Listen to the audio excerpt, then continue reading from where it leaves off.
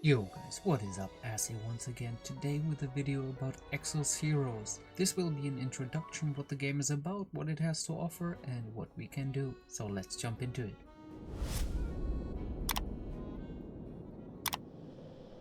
Alright fellas, so Exos Heroes is a champion collector type game and it was released recently on the global market, I think 6-7 days ago. It has been in Korea out for 2 years already, so there has been a lot of development time going into the game already.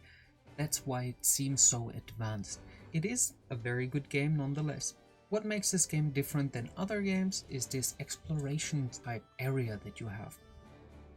So this is the main world and you can roam it freely.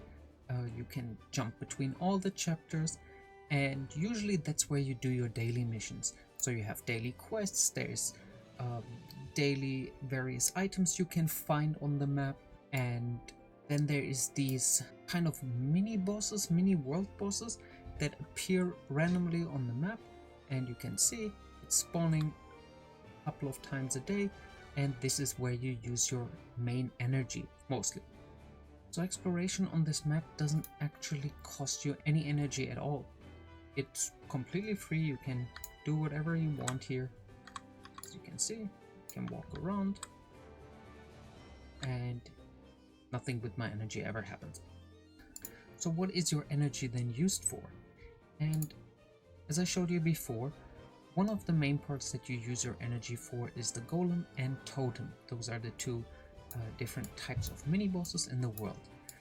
Another thing where you would use your energy is the Yooper's Labyrinth, which is, I think in other games you would call it a tower or something. So it's a progressing area that gets more difficult each level, and you get rewarded on every stage that you beat. There is an easy mode and a hard mode, and once you completed the hard mode, you will be able to access a special kind of dungeon. So this is the way you use your energy. But there's no real point of you just sitting there and trying to farm dungeons over and over with these energy points. These energy points will be used in the exploration, which is your main sink for this energy. And on the exploration you can see there's various types of rewards, and they are really good on the hardest stage. So you get 3-star gear, rare gear, which is pretty good. I haven't seen anything higher than that so far. You will get access to some champion tokens, hero tokens, whatever you want to call them, and then material to upgrade your weapons and champions. Obviously you will also be able to gain your gold and XP for your champions. This is the way you level up champions outside of experience books or something else. Now we have gotten the main screen out of the way, let's go to the challenges. This is what you will mostly do during the day. So you have your different sanctions, hero battles, gold mines, whatever you want to call them, and these are your different dungeons. Here you can get experience books, spirit books, which are used to enhance your heroes, gold mines, then solar trade road to obtain equipment and materials, then obtain equipment and reforge equipment. So reforging means just leveling the equipment up to 6-star, so gear can also range from 1-star to 6-star. And blessing, which allows you to, let's say, ascend your champions, but we will talk later about that.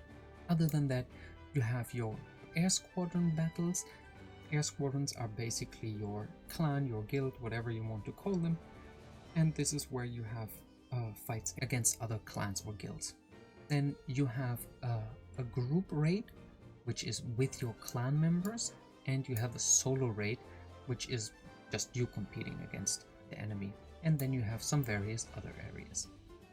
PvP is done in the Zebenstournier, and you get these tokens, and the first time you enter it per day, you will get a daily match.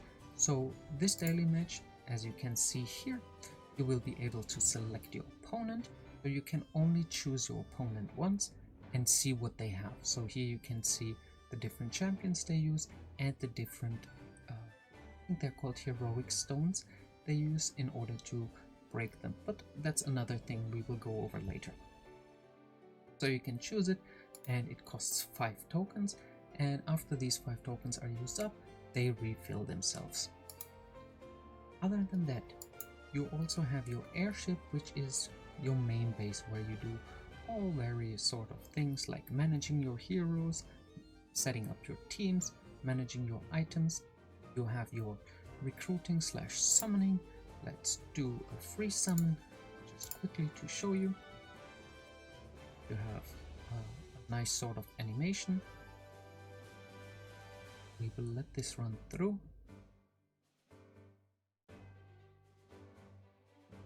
Currently turned off voices and stuff because they can get quite loud. So here we summoned a common, which is nothing special. It's a 1-star. Okay, now we go a little bit back and explain more about this screen. So here you have the Airship Forge, and the Airship Forge is basically a way to summon equipment, which can also range from the various 1-star to 5-star equipment. Lastly, you have the Door of Creation, which is another method to summon things. These can range between heroes, materials to increase your champion levels or your gear levels. You can combine heroes in order to do something with your duplicates. Let's say you have a lot of 4-stars, you can combine 2 of them and hope for another 4-star, or even a 5-star. You can do the same with 5-stars and combine them and use them for 6-stars. You have the Dispatch, which is a clever mechanic to use 2 and 3 stars. Let me quickly show you. So you have the Dispatch where you can get scrolls and weapon upgrade materials, and here you can only use 2 stars and below, natural 2 stars and below. You can of course level them up, which is sort of the plan. With a low level like this, you only get very meager rewards, so you want to level them up over time to increase the rewards you get. And once you're at the highest difficulty, which means you progress through all the campaign, then you will get 5 slots. So you will need a total of 25 2-stars to get the maximum reward in the end once you level them all up. Your treasure hunt is basically a way to get additional gold. You get these sorts of items which you sell afterwards in your inventory.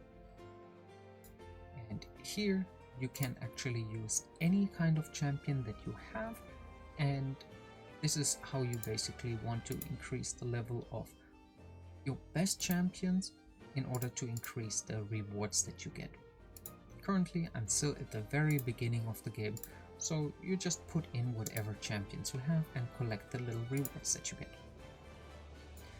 Lastly, you have the exploration, which rewards you with heroic tokens. Heroic tokens are a currency used for summoning champions or buying champion pieces in the market, and here you will actually be able to use your 3-stars.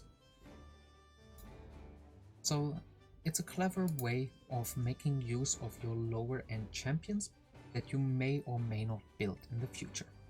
I spoke a little bit about the shop, and as you can see here, you can buy some gear.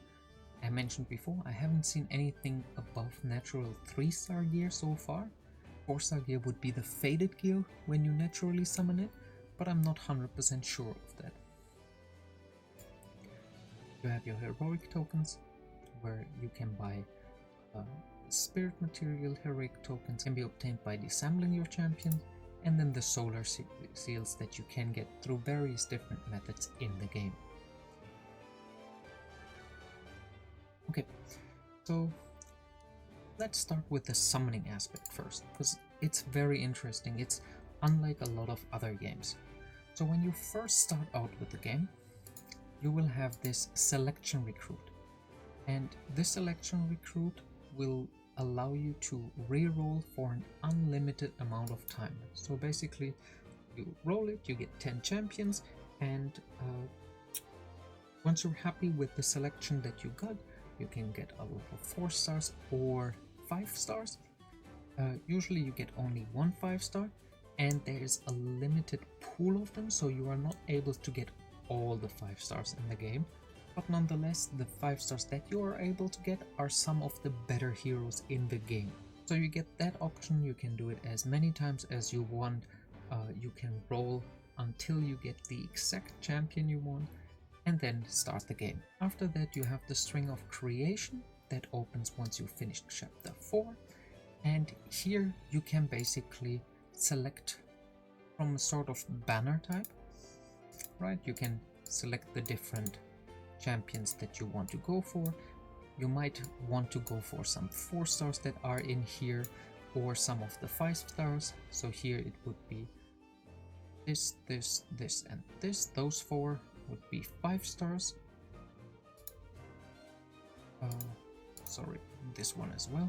So in the first row, it's the first 5 that are 5 stars, and you are able to select your different units, so you can go for different banners and try to get what you want. These units here are called Fate Core units. So as you can see, this is a Fate Core. Can I open this? Fate Core of another champion. So originally it's a 5 star, but the base is from, let me find an Emma. There. So Emma is the base champion, and in her natural version she is like this. She has her passive, as you can see, it has Dragonite Blessings and Head Dragonite, and her stats are like 315 attack, 220 defense, and HP 1622. And when we go back to this banner, you can see this is the same champion, just with a skin equipped, and her passive is still the same, but she has increased stats. Some of the champions change their passives, which can make them extremely powerful and worth upgrading over their regular version. So how this string of creation works is very simple. This is the entire pool of champions that you're able to pull. Once one champion is pulled from this pool, it gets removed and increases the chance for all other champions. So if you are really eager on one specific character, you roll on this pool until you get the character you want.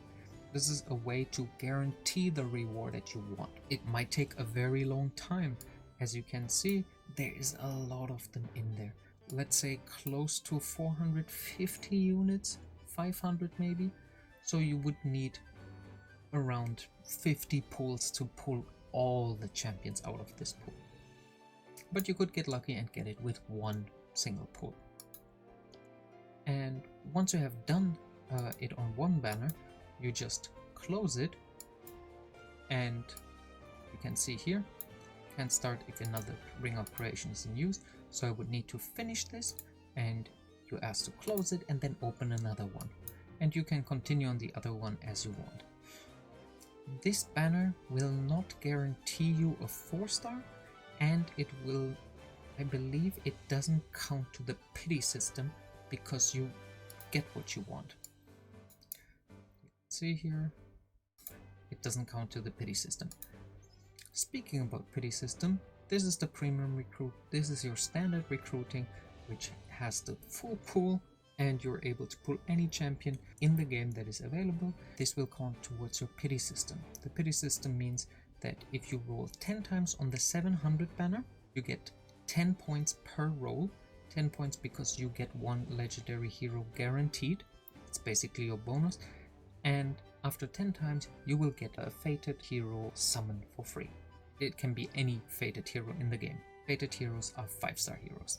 In my opinion, you should always roll 700 just because you get the extra legendary hero and it's worth the wait. However, you also have these banners. And these banners appear a couple times a month.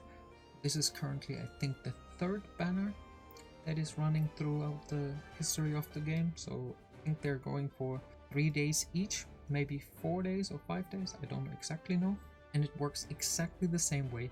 However, you can't pull singles, you can only do this 10 pull or 11 pull in this case, and it will count towards what is called a core mileage. A core mileage is a guaranteed way of obtaining this banner champion. In this case it was 19 rolls, so you rolled 19 times of it, and you have the chance of getting this champion, and then you can stop, or if you don't, you can roll up to 19 and you will 100% get him. Along the way you can get other Fated or Fate Core champions along the way, and it also counts towards your mileage system. So I rolled all my gems that I had, just for your information. I played this game free to play until I got this champion, and then I bought the monthly pack, which just gives you daily zest points. I used this one time for the Fate mileage and got a 5-star hero, and then now I'm 9 out of 10 points in for the next one. And so the next time I roll either this premium recruit or the Fate Core chance increase, I will get another Fated hero. For now, I will wait for the next banner because I obviously have this champion right now and want to see what is happening there. If it's a champion that I want to go for, then I might invest my tokens. Okay, let's talk quickly about the hero system, because that's a lot more involved than in a lot of other games. So in a lot of other games you might know that you level up your champion. Let's say you have a 2-star here, you level him to level 20 or 25 or whatever the cap is for that champion system. Then you feed 2 or 3 or whatever champions into him, then he gets to another level, and then you continue until they reach the max level. Here in this game, how it works is you level this champion up to a maximum level, then you use enhance, you use 5 of these little spirits. These spirits come in different star systems, as you can see here. So we have 1 stars, 2 stars, and you can't feed higher quality levels in lower quality champions, so I cannot feed like 3 stars of these into a 2-star, and they have various chances. You need to increase this or enhance this hero 5 times, and then you can bless it, which increases the level by 15. So this one can be a 3-star, 4-star, and so on. I've done this so far with this champion, and this champion, so 3 of them I've increased to the next level. And as you can see, the level cap is really high. So the level cap under regular circumstances is 75. Then you can enhance the champion by 5 times.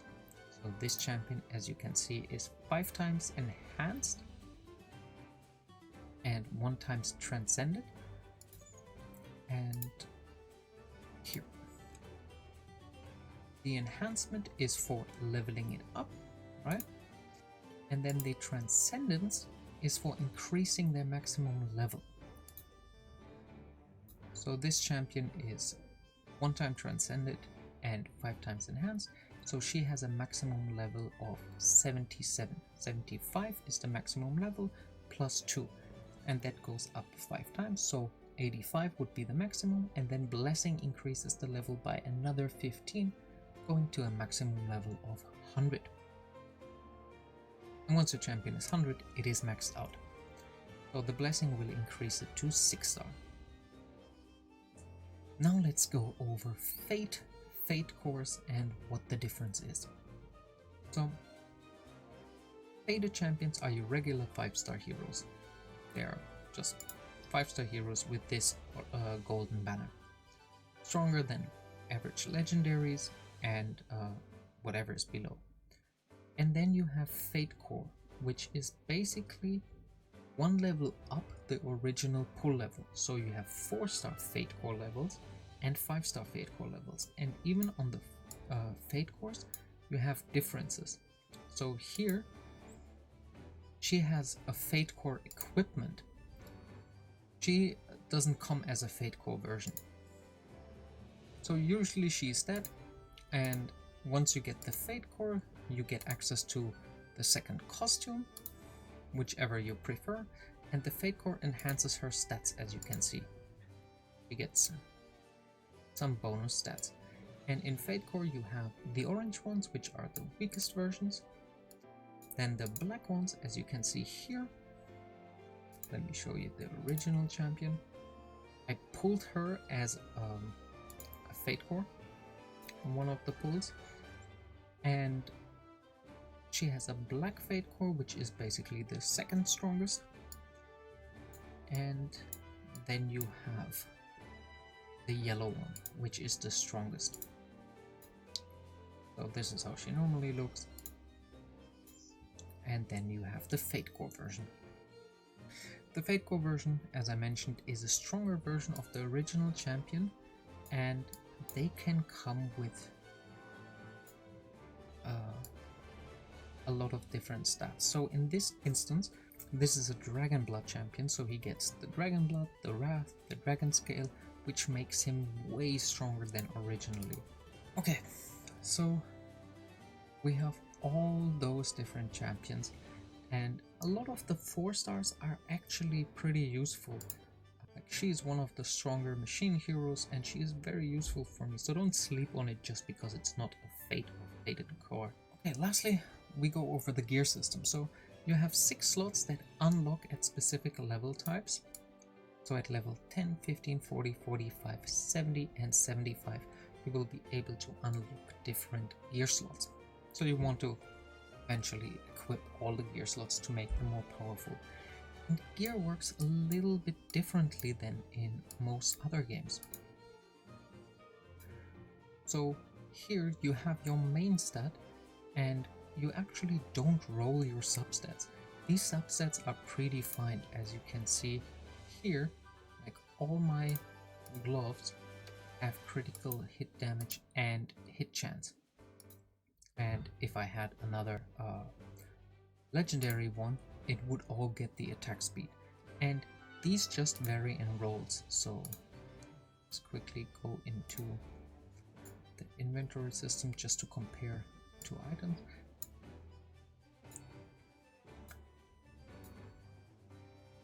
These ones, these 2, oh no, they're not the same level. I want to get the same item just to compare. Okay, perfect. So this has 58 attack, for 6.4 crit damage and 384 hit chance. And this, you can see, has a higher crit damage but a lower attack value.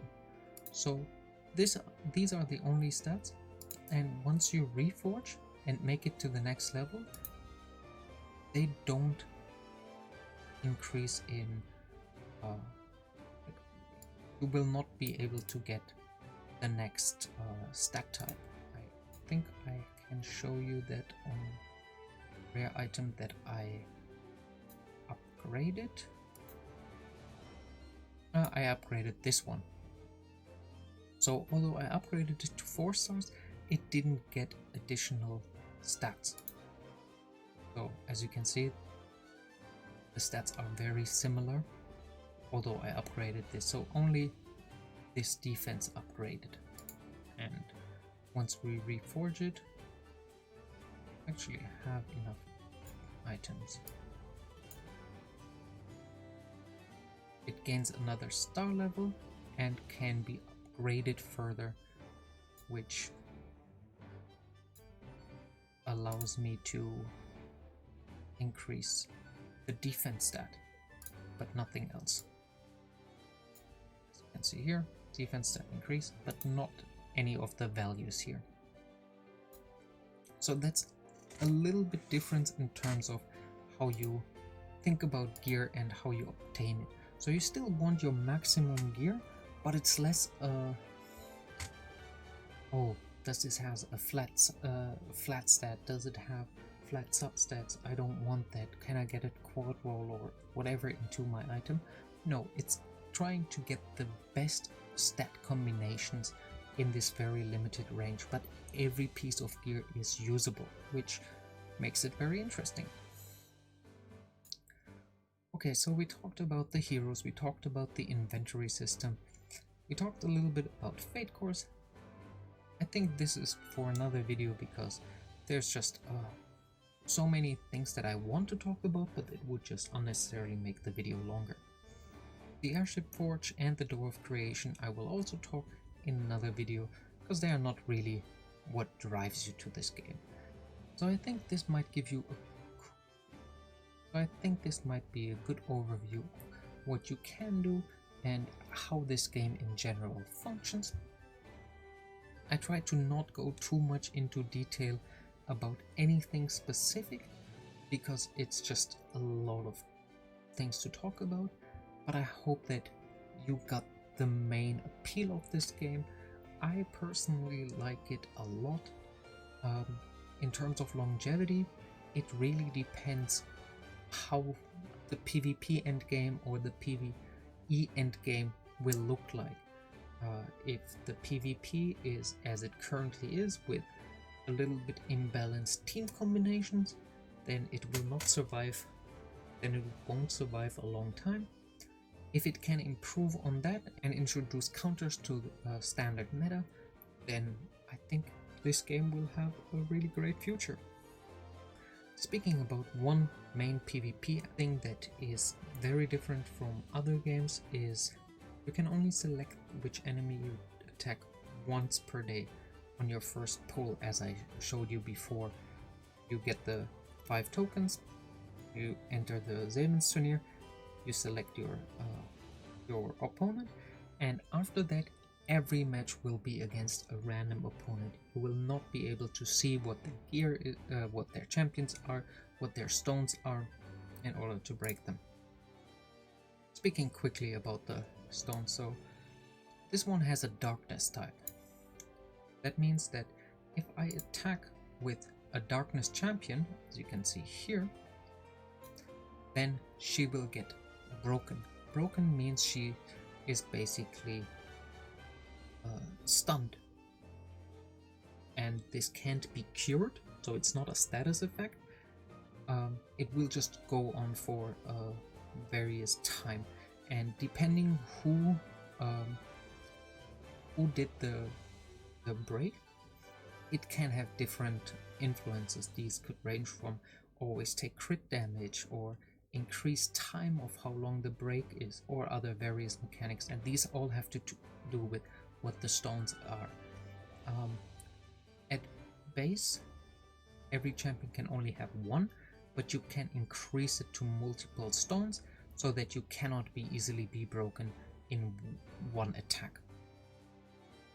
Every attack in the game, unless specified, there's a couple of champions that are able to break a certain amount of stones, but every attack in the game, it doesn't matter if it's a multi-hit or a single hit or an AoE attack, will only be able to break one stone, unless it's a special attack that specifies that.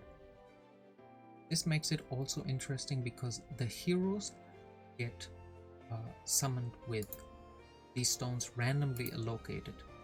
So not every Anastasia that gets pulled has this stone on default, as far as I know. But anyway, you will be able to change it in the Door of Creation for this in-game currency. Speaking about currency, that's the last thing that I want to talk about. How is the pay to win aspect in this game? Because let's be honest, it's a gacha. It will take your money if you give it to it. So we have the shop where you can get all these packages, and as you can see, none of these packages have any sort of real world price associated to them. So you have 2 types of currencies. So you have these Zes that are used for general upgrades to your account and to summon heroes or equipment. And then you have these crystals. These crystals are your currency to buy set enhancements, as you can see here. And yeah, you can buy a lot of different things, and these things have more or less a kind of bad value in my opinion. And here at the station you can see what prices are associated. So 10,000 crystals or 11,000. I think you can get the 1,000 crystals every time as a bonus when you pay the 90 euros / $100, whatever the final price in your local currency is.